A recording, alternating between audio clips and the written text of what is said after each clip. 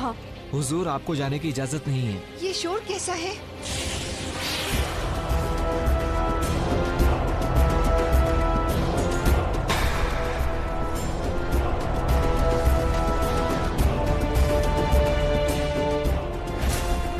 कहाँ छुप कर बैठा है तू? जलाल, सामने आओ।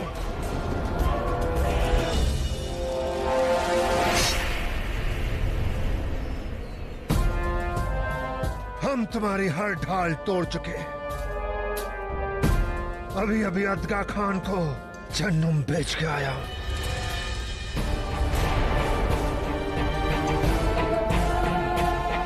वादा किया है कि बहुत जल्द तुम उसके साथ होगे।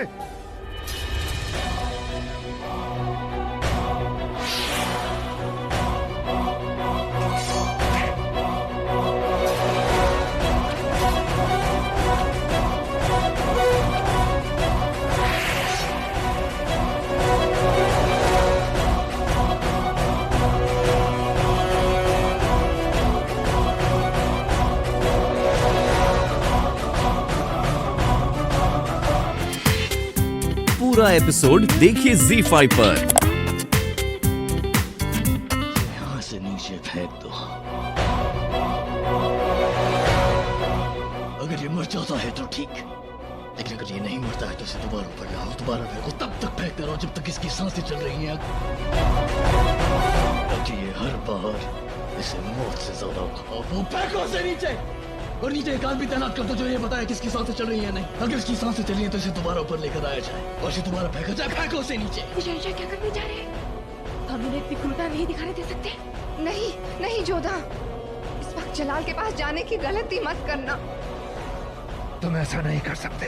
आदम खान, तुम्हारे भाई, तुम हमसे अपनी मौत चुनने का भी खो चुके हो।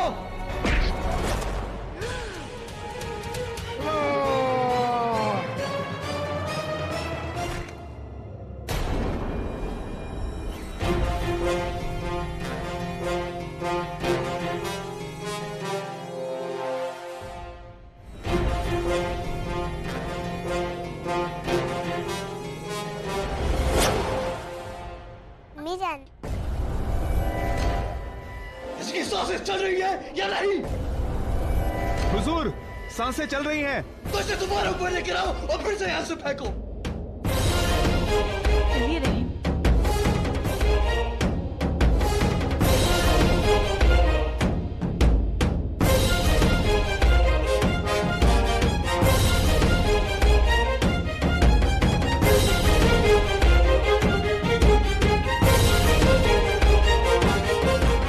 जानते हो अधम, ये अच्छत से गिरने के बावजूद तुम्हें मौत क्यों नहीं मिली?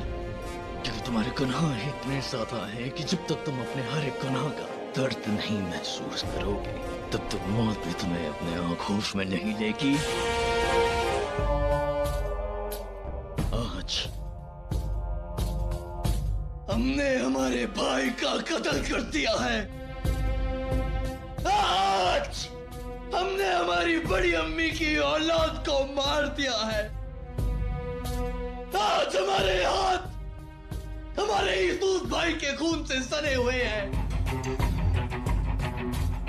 शायद हमारी आने वाली पुश्तें हमें याद ना रखें। शायद वो अधम की मौत को याद रखें। शायद वो हमें उसके लिए कसूरवार समझे।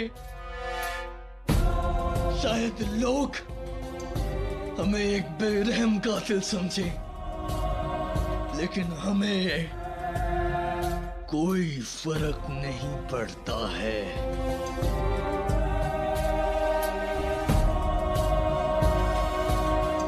क्योंकि एक बादशाह अपने गद्दारों के साथ इसी तरह का सलूक करता है। आदम खान ने हजारों गुनाह किए और हमने हर बार उसे माफ किया, लेकिन अगर आज हम इसे माफ कर देते तो हम अपने अपनों, अपनी आवाम, अपनी जमीन, अपनी जिम्मेदारी के सामने गिर जाते। हम खुद को कभी माफ नहीं कर पाते। अपने दूध का कर्ज चुकाने के लिए हम उस इंसान को नहीं बख्शते जिसने हमसे हमारे हक का सांप को छीन लिया। उस इंसान को छीन लिया जिसने हमेशा आपकी शहंशाह और उसके तक की हिफाजत की है। इसलिए हमने इसे मार दी।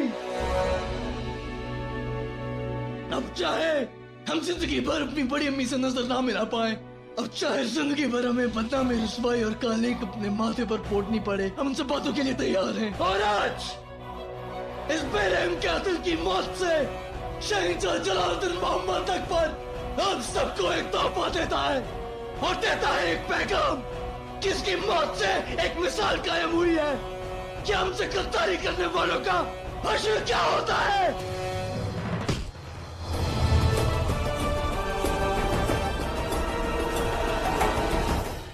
हमें समझ नहीं आ रहा है कि हम जावेदा को कैसे समझाएंगे, उसे कैसे बताएंगे कि उसका क्या कसूर था जिसकी उसे इतनी बड़ी सजा मिली। वैसे अम्मीजान, हमें लगता है कि जावेदा इस बारे में पहले से जानती थी, इसलिए तो वो शहंशाह को बचाने उनके सामने चली गई थी।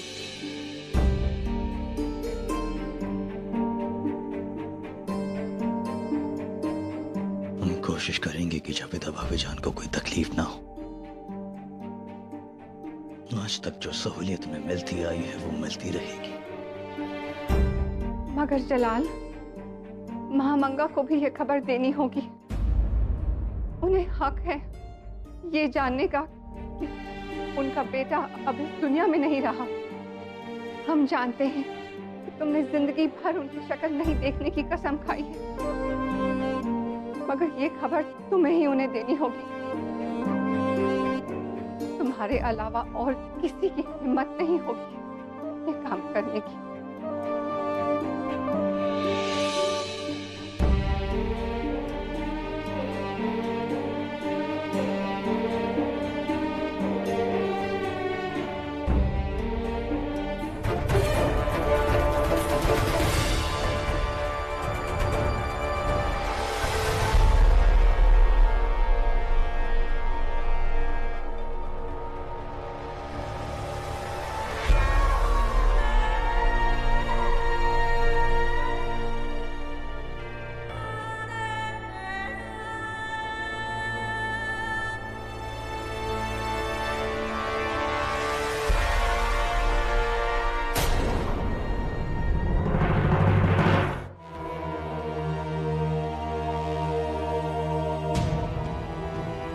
जलाल, या अल्लाह, इतना खून।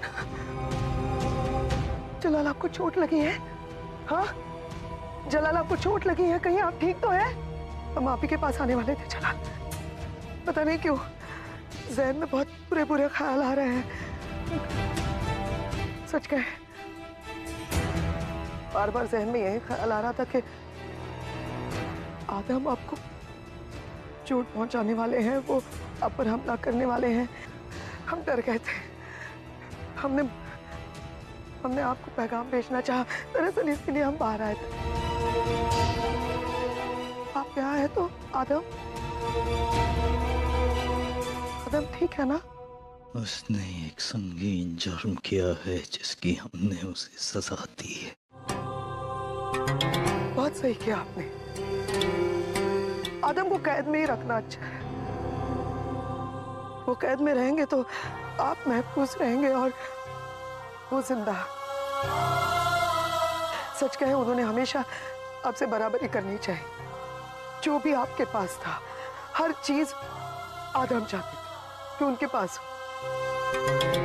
फिर वो बचपन के खिलौने हो या फिर बड़े होने के बाद आपका ताज। बेवकूफ है ना, समझते ही नहीं है। आप शहंशाह हैं, वो एक बांदी का बेटा। आपसे रश्क। बेवकूफ। इतना रश्क करते थे कि खुद गर्ज बना दिया था। लेकिन इसमें हमारे बेटे की कोई गलती नहीं है। जलाल, गलती हमारी है। बचपन से हमने आदम को कभी तवज्जो नहीं दी। हमने हमेशा आपको अहमियत दी है। इस बात का हमें बिल्कुल गम नहीं है। हमारा फर्ज हमने दिल से किया। पूरा एपिसोड देखिए ZEE5 पर।